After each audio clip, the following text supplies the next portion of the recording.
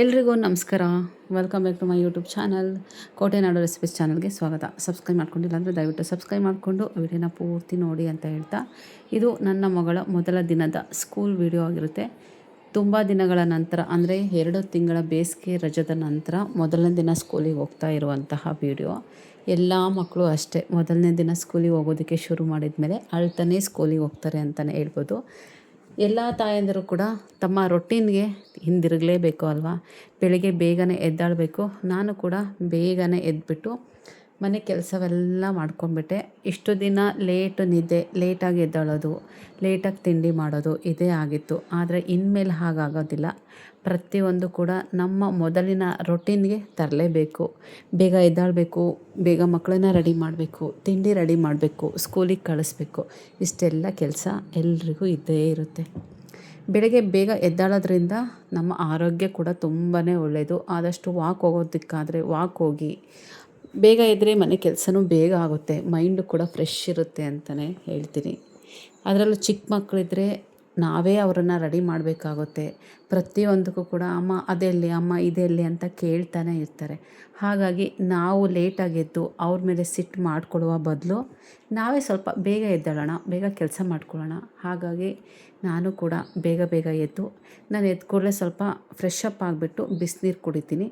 ಸ್ವಲ್ಪ ಬಿಸಿನೀರು ಕುಡ್ದಾದಮೇಲೆ ಮಕ್ಕಳನ್ನ ಎದ್ದೇಳಿಸ್ತಾ ಇದ್ದೆ. ಇಷ್ಟು ದಿನ ಲೇಟಾಗಿ ಎದ್ದಾಳ್ತಾ ಇದ್ದಂತಹ ಮಕ್ಕಳು ಇನ್ಮೇಲೆ ಬೇಗ ಎದ್ದೇಳಬೇಕಲ್ವ. ಹಾಗಾಗಿ ನಿಧಾನ ಕೂತು ಸಮಾಧಾನ ಮಾಡಿ ಎದ್ದೇಳಿಸ್ತಾ ಇದ್ದೀನಿ.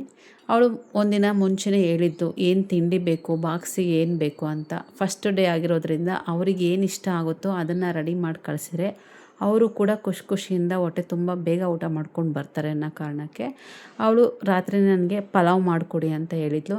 ಹಾಗಾಗಿ ಮೊಸರು ಬಜ್ಜಿ ಮಾಡಿಬಿಟ್ಟು ಹಾಗೆ ಪಲಾವ್ನ ರೆಡಿ ಮಾಡಿಬಿಟ್ಟು ಕಳಿಸ್ತಾ ಇದ್ದೀನಿ. ಬೆಳಗ್ಗೆನೇ ಅಂದರೆ ಪಲಾವ್ ಮಾಡೋದಕ್ಕೆ ತರಕಾರಿಗಳನ್ನೆಲ್ಲ ಹೆಚ್ಕೊಂಡು ರೆಡಿ ಮಾಡ್ಕೋಬೇಕು ಅಲ್ವಾ.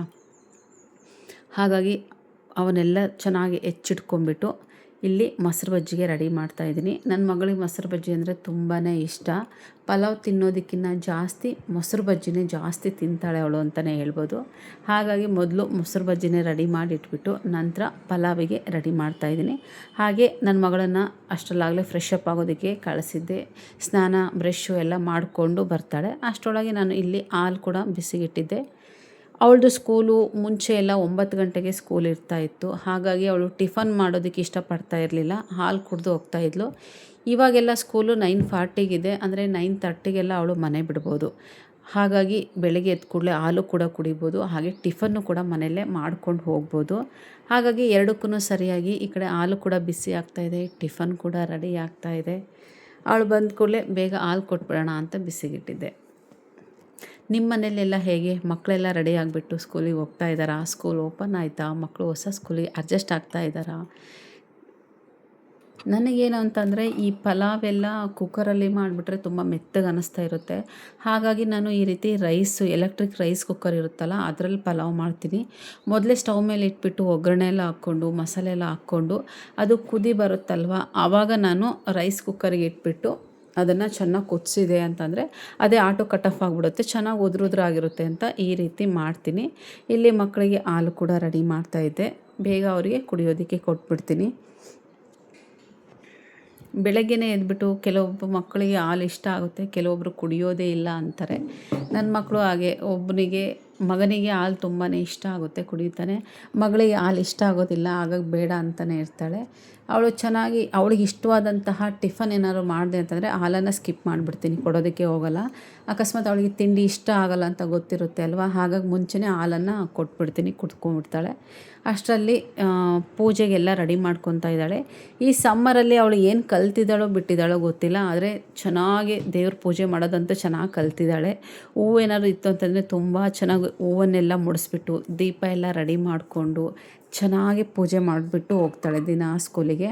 ಇಲ್ಲಿ ನೋಡಿ ಪಲಾವ್ ಹೇಳಿದ್ನಲ್ಲ, ಈ ರೀತಿ ರೈಸ್ ಕುಕ್ಕರಲ್ಲಿ ಮಾಡೋದ್ರಿಂದ ಅದು 3 ವಿಷಲ್ ಆದಮೇಲೆ ಕೂಗು ಆಫ್ ಮಾಡಬೇಕು ಅಂತಲೂ ಇರೋದಿಲ್ಲ, ಮತ್ತು ಮಿಕ್ಸ್ ಮಾಡಬೇಕು ಅಂತಲೂ ಇರೋದಿಲ್ಲ.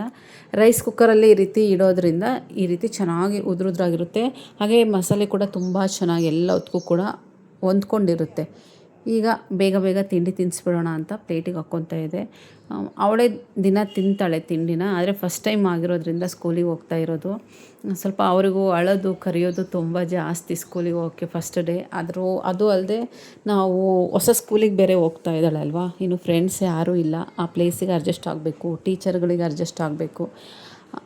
ಆ ಮೋಡೇ ಚೇಂಜ್ ಇರುತ್ತೆ ಅಂತಲೇ ಹೇಳ್ಬೋದು. ನಮಗೆ ಆಗಲಿ ಗೊತ್ತಿಲ್ಲದೆ ಇರೋಂಥ ಆ ಪ್ಲೇಸಿಗೆ ಸಡನ್ನಾಗಿ ಹೋಗಿ ಕರ್ಕೊಂಡೋಗಿ ಬಿಟ್ಟರು ಅಂತಂದರೆ ಹೇಗಾಗುತ್ತೆ ಹೇಳಿ. ಅಂಥದ್ರಲ್ಲಿ ಮಕ್ಕಳಿಗಂತೂ ಇನ್ನೂ ಕಸಿಬಿಸಿ ಆಗ್ತಾ ಇರುತ್ತೆ. ಹಾಗಾಗಿ ಸ್ವಲ್ಪ ಅವರಿಗೆ ಸಮಾಧಾನ ಆಗಬೇಕು. ಹಂಗಾಗಿ ಸ್ವಲ್ಪ ಪಲಾವು, ಮೊಸರು ಬಜ್ಜಿ ಎಲ್ಲ ಹಾಕ್ಬಿಟ್ಟು ನಾನೇ ತಿನ್ನಿಸ್ತೀನಿ ಅಂತ ಹೇಳ್ಬಿಟ್ಟು ಎಲ್ಲವನ್ನು ರೆಡಿ ಮಾಡ್ತಾಯಿದ್ದೆ. ಹಾಗೆ ಬಾಕ್ಸಿಗೆ ಕೂಡ ಕಟ್ತಾಯಿದ್ದೆ. ಅವರಿಗೆ ಎಷ್ಟು ಬೇಕೋ ಅಷ್ಟು ನೋಡಿಕೊಂಡು ಜಾಸ್ತಿ ಕಟ್ಬಿಟ್ಟು ತಿಂದಿಲ್ಲಲ್ಲ ಅಂತ ಬೈಯೋದಕ್ಕಿಂತ ಸ್ವಲ್ಪನೇ ಕಟ್ಬಿಟ್ಟು ಪೂರ್ತಿ ತಿಂದು ಬಂದರೆ ಮತ್ತೆ ಮನೆಯಲ್ಲಿ ಹೊಟ್ಟೆ ಹಸಿತಿದೆ ಅಂತ ಹೇಳ್ತಾರೆ. ಮತ್ತೆ ಊಟ ಮಾಡಿಸಿರಾಯ್ತು ಅಂದು ಸ್ವಲ್ಪನೇ ಬಾಕ್ಸಿಗೆ ಹಾಕ್ಬಿಟ್ಟು ಕಟ್ತಾಯಿದ್ದೆ. ಇಲ್ಲಿ ಮಗನೂ ಕೂಡ ಬೆಳಗ್ಗೆನೇ ಅವ್ರ ಅಕ್ಕ ಎದ್ಲು ಅಂತ ಅಂದು ಅವನು ಕೂಡ ಎದ್ದು ಅವನು ಕೂಡ ಸ್ನಾನ ಎಲ್ಲ ಮಾಡಿಕೊಂಡು ಫ್ರೆಶ್ ಅಪ್ ಆಗಿ ಅವನೇ ಸ್ಕೂಲಿಗೆ ಹೋಗ್ತಾ ಇದ್ದಾನೇನೋ ಇವತ್ತಿಂದ ಅನ್ನೋ ಹಾಗೆ ರೆಡಿಯಾಗಿ ಕೂತಿದ್ದ. ಹಾಗಾಗಿ ಇಬ್ಬರಿಗೂ ಕೂಡ ತಿಂಡಿ ತಿನ್ನಿಸೋಣ ಅಂತಂದು ಪ್ಲೇಟಿಗೆ ಹಾಕ್ಕೊಂಡೆ.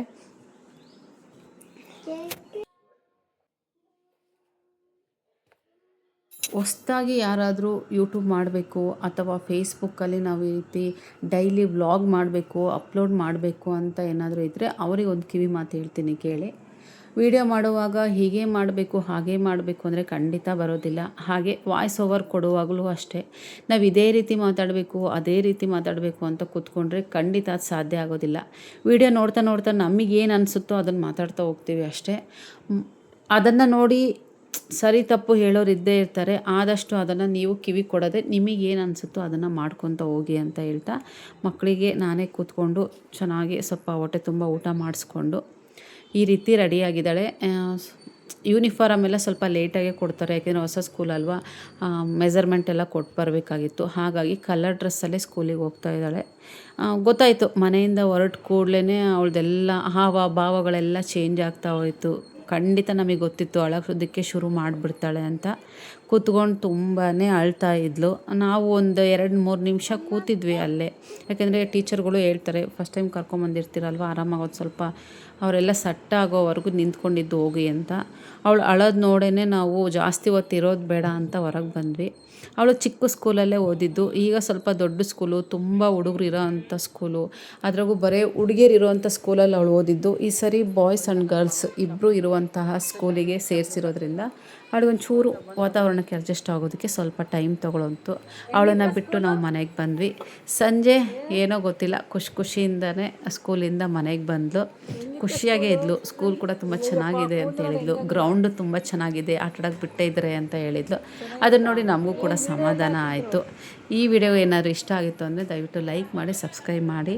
ಹಾಗೆ ನಾನು ನಿಮಗೆ ಹೇಳಿದಂತಹ ಮಾತು, ವಿದ್ಯೆ ಅನ್ನೋದು ತುಂಬಾ ಮುಖ್ಯ. ನಾವು ಚಿಕ್ಕವರಿದ್ದಾಗ ತುಂಬಾ ಹೇಳ್ತಾಯಿದ್ರು ಓದಿ ಅಂತ, ಆದರೆ ಅವಾಗ ಅಷ್ಟೊಂದು ತಲೆ ಕೆಡಿಸ್ಕೊತಾ ಇರಲಿಲ್ಲ. ಈಗ ಅನಿಸುತ್ತೆ ತುಂಬ ಚೆನ್ನಾಗಿ ನಾವು ಕೂಡ ಓದಬೇಕಿತ್ತು ಅಂತ. ನಾವು ಓದೋದಕ್ಕೆ ಆಗಲಿಲ್ಲ ಅಂದ್ರೇನು, ನಮ್ಮ ಮಕ್ಕಳಾದರೂ ಚೆನ್ನಾಗಿ ಓದಬೇಕು ಅನ್ನೋದೇ ಪ್ರತಿಯೊಬ್ಬರು ತಂದೆ ತಾಯಿ ಆಸೆ ಕೂಡ ಆಗಿರುತ್ತೆ. ಅದೇ ರೀತಿ ಎಲ್ಲರೂ ಚೆನ್ನಾಗಿ ಮಕ್ಕಳನ್ನು ಓದಿಸಿ ಅಂತ ಹೇಳ್ತಾ ಈ ವಿಡಿಯೋನ ಮುಗಿಸ್ತಾ ಇದ್ದೀನಿ.